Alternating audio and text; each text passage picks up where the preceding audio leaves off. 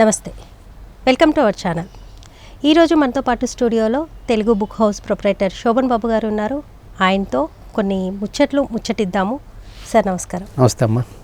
Sir, ఈ Telugu book house ప్రొప్రైటర్గా అసలు మీకు ఈ బుక్ ప్రపంచంలోకి ఎలా రావాలనిపించింది? నేను ఒక 96లో ఒక పుస్తకాల షాప్లో పనిచేశానమ్మా, సేల్స్ మ్యాన్గా పనిచేశాను. దాని తర్వాత ఏమైందంటే ఒక 4-5 సంవత్సరాలు పనిచేసినాక మనం షాప్ ఎందుకు పెట్టకూడదు, మనం ఎందుకు ఓనర్ అవ్వకూడదు, అంత ఓన్గా మనం ఎందుకు బిల్డప్ అవ్వకూడదని ఉద్దేశం వచ్చి మా ఆలోచన వచ్చి చిన్న షాప్ మొదలుపెట్టి తెలుగు బుక్ హౌస్ అని. దాని తర్వాత ఏమైందంటే అప్పుడు మనకి ఒక 30 సంవత్సరాల కింద ఇంత పాపులేషన్ ఇంత అవేర్నెస్ ఉండేది కాదు. మనం పుస్తకాలు తీసుకుని మనం ఏంటంటే ఒక సాయంత్రం పూట ఒక మీటింగ్లు జరుగుతుండే, అవి కవి సమ్మేళనాలు, పుస్తక సమీక్షలు అట్లా రిలీజ్ చేస్తుండేవాడు. అక్కడ బషీర్బాగ్ ప్రెస్ క్లబ్ కానీ లేకపోతే ఇందిరా పార్క్ రకరకాల ఏరియాలో రిలీజ్ అవుతుండే సుందర విజ్ఞాన కేంద్రం. ఆ పుస్తకాలు తీసుకెళ్ళి ఆ రోజు సభలో మనం దానికి సంబంధించిన కవితలకు సంబంధించి రిలేటెడ్ పుస్తకాలు తీసుకెళ్ళి అక్కడ సేల్ చేస్తుండేవాడిని అమ్మ. ఓకే. దాంట్లో రైటర్స్కి నాకు ఒక బాండింగ్, అవిరాభావ సంబంధం ఏర్పడి వాళ్ళు రాసిన పుస్తకాలు కూడా నాకు ఇవ్వటం, వాళ్ళు అమ్మేసి వాళ్ళు డబ్బులు ఇవ్వటం, ఇట్లా నిరంతర ప్రక్రియ జరిగింది. గత 20 సంవత్సరాల నుంచి జరుగుతుంది. దాంతో కొంచెంగా నేను అభివృద్ధి చెందానమ్మా. అంటే ఎన్ని సంవత్సరాలు మీరు ఆ వర్క్ చేశారు? సో ఎప్పుడు స్టార్ట్ చేశారు? నేను 30 years ఎక్స్పీరియన్స్ అమ్మ నాకు. ఓకే. నేను 2003లో నేను స్టార్ట్ చేశాను ఓన్గా షాప్ని. 2003 అంటే ఐ థింక్ 23 సంవత్సరాలు 24 years నుంచి నేను ఓన్గా పెట్టుకున్నాను. అంతకుముందు వేరే దానిలో పనిచేశానమ్మా. ఓకే. దీన్ని ఓన్గా చేసినప్పుడు దీనివల్ల నేను చాలా అభివృద్ధి చెందాను. అభివృద్ధి అంటే ఏంటంటే ఈ సబ్జెక్ట్ పరంగా కానీ లేకపోతే ఆర్థికంగా కానీ నిలదొక్కోగలిగాను. ఓకే. మీ విద్య ఏంటి సార్? నేను 10th క్లాస్ పాస్ అయ్యా, ఫస్ట్ క్లాస్ అప్పట్లో 1988లో. తర్వాత బ్రేక్ అయిందాం, చదవలేకపోయాను. ఇక హైదరాబాద్ వచ్చేసాను. మా ఊరు ఆంధ్ర, తెనాలి, కాకర్లముడి. ఓకే. అంటే ఒక మనిషి ప్రయోజకుడు అవ్వాలంటే విద్య అవసరం లేదు, మనకి అవునండి టాలెంట్ ఉంటే సరిపోతుంది. అవును, నా దృష్టి అంటే నా వరకే. నేను తక్కువ చదివి కూడా ఇంత ఇవ్వానంటే మనం డెడికేట్గా ఉంటాను. Time punctuality main, time management follow అవుతుంది. ఓకే. దానివల్ల అభివృద్ధి చెందాను. అంటే మీ దగ్గర ఎలాంటి బుక్స్ ఉంటాయి? మన దగ్గర సాహిత్యం ఉంటాయి. మెయిన్ ముఖ్యంగా ఏంటంటే జ్యోతిష్యం, వాస్తు, మంత్ర తంత్రాల పుస్తకాలు అమ్ముతుంటాం ఈ మధ్య. తెలుగు సాహిత్యం కూడా అమ్ముతుంటాం మనం, కథలు, కథానికలు, నవల్స్ ఇవన్నీ ఉంటాయమ్మా మన దగ్గర. ఉంటే తెలుగు ఎక్కువ. అట్లాగే ఇంగ్లీష్కి వచ్చి జ్యోతిష్యం పుస్తకాలు, ఆస్ట్రాలజీ బుక్స్ ఉంటాయి కదా, అవి కూడా మనం అమ్ముతుంటాం, సేల్ చేస్తాం. ఢిల్లీ నుంచి, బెంగళూరు, చెన్నై నుంచి వస్తాయి అవి మనం ఇక్కడ సేల్ చేస్తుంటాం అన్నమాట కస్టమర్స్కి. ఓకే. అంటే మీరు ఎలా పెడతారు? అంటే ఈ స్టాల్స్ కానీ ఇవన్నీ మీరు ఎలా ప్లాన్ చేసుకుంటారు? అంటే సపోజ్ పలానా రోజు ఈరోజు మీటింగ్ ఉందని ముందు చెప్తారమ్మా మనకి. పలానా సెమినార్ ఉందంటే ఆ సెమినార్ దేని మీద జరుగుతుంది దానికి సంబంధించిన పుస్తకాలు తీసుకెళ్ళి అక్కడ డిస్ప్లే చేస్తుంటాం. వేరు పుస్తకాలు ఉంటాయి, రైటర్స్గా తీసుకెళ్ళి పెడతాం వల్ల అనేక మంది వ్యక్తులు వస్తారు, వాళ్ళకి నచ్చిన పుస్తకాలు తీసుకుంటూ ఉంటారు. ద సేమ్ టైం అయితే డిస్కౌంట్ కూడా ఇస్తాం మనం వాళ్ళకి.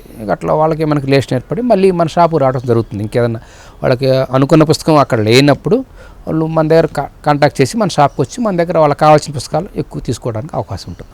ఓకే. అంటే మీకు ఈ శోభన్ బాబు పేరు ఎలా వచ్చింది సార్? జనరల్గా శోభన్ బాబు అంటే హీరో శోభన్ బాబు అని అనుకో. ఎస్ అమ్మ, మా మేనమామ గారి పేరు అమ్మ అది. మా అమ్మగారు, అన్నయ్య గారు, ఆయన కాలం చేసిన తర్వాత నేను పుట్టా. అంటే మా ఫ్యామిలీ నేను 7వ నెంబర్, మా అమ్మగారి నాన్నగారి నేను 7th నెంబర్ నాది, నేను లాస్ట్ అనమాట. అప్పుడు మా మేనమామ గారు కాలం చేస్తే ఆయన పేరు శోభనాద్రి, యాక్చువల్గా సందు శోభనాద్రి అని ఉండేది.